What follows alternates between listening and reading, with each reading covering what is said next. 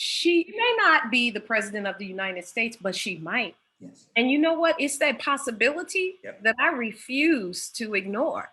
It's the possibility that I'm after, right? We got to go Oh. because of that possibility. With that, let's begin 5 questions. You ready? Let's. Back in 2015, you and your husband, Don Thompson, founded Cleveland Avenue. Talk about what led the two of you to launch this venture, and what do you hope will be Cleveland Avenue's lasting legacy?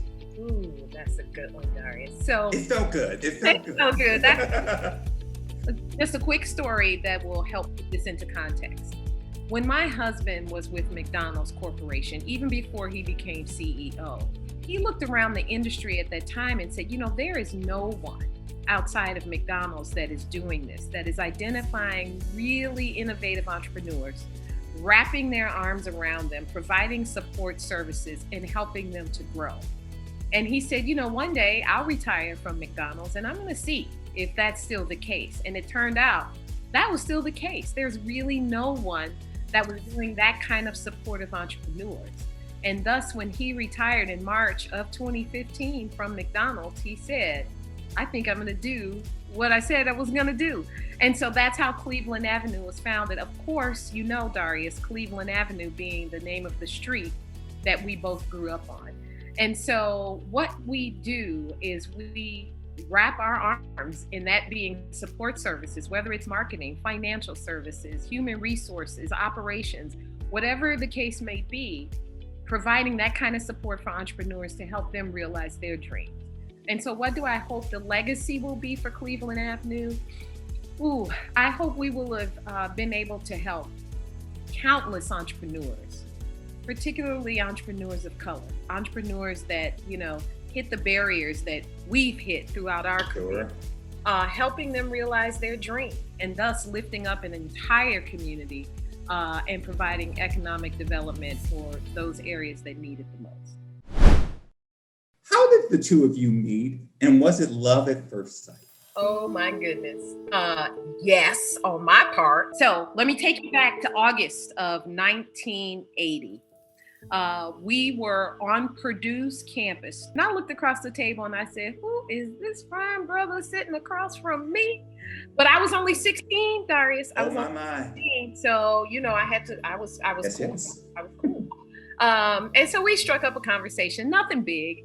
But as Purdue has 40,000 students, I didn't see him again until second semester, freshman again. I didn't even see him again. Second semester, freshman year rolls around. We're in Calculus 162 in EE 129, a 500-person lecture hall. And I look up and there he is. It took me 3 months to get the courage to sit next to him in class, but I did on March 26, 1981. We started talking about, where are you from? I'm from Chicago, so am I. What part? North Side, so am I. What street did you grow up on? Cleveland Avenue. So did I. When we walked out of that lecture hall together, Darius, that was the start of our relationship, coming up on 40 years. And we've never looked back. And I love that brother more today than I did back then. Why are you such a vocal and active champion of education, equity, access, and opportunity? I know that seems like a simple question, but you're driven in the work. You're rooted in the work. Why does it matter? Why has it mattered before? Why does it matter more than ever now? Yeah. So it was our lever, right? Education. I went to Lane Tech in Chicago, and then from there I went to Purdue. It was our lever in order to have access to other opportunities, right? Why then has it become important to us in the work at the cafe is because we know how much of a lever it can be for other young folks, particularly those that look like us. For folks who can't pick up the phone and make that phone call, get that job, right? We need other avenues in order to do that. And we think education is the most ubiquitous way to be able to do it.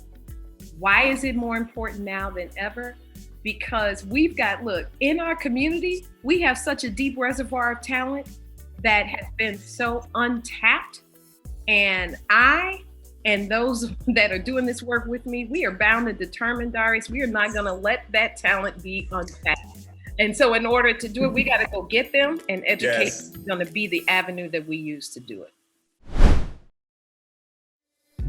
How are you defining where you say to yourself whether or not you feel successful personally and professionally? What makes you know? Do I go to bed at night with a full heart? Do I go to bed at night feeling like I've done all that I was supposed to do based on who I answer to? Do I go to bed at night next to someone that loves me for 40 years? And do I wake up in the morning full of ideas and full of energy in order to help those who may not have the access to resources that I have? Therein lies my success, right? Therein lies my success. Now, someone said to me the other day, you know what, Liz, a lot of people want to focus on your emoni and are unwilling to hear your test, right? Okay. And so I think people, sometimes focus on where we are now and don't understand the road we've traveled to get here.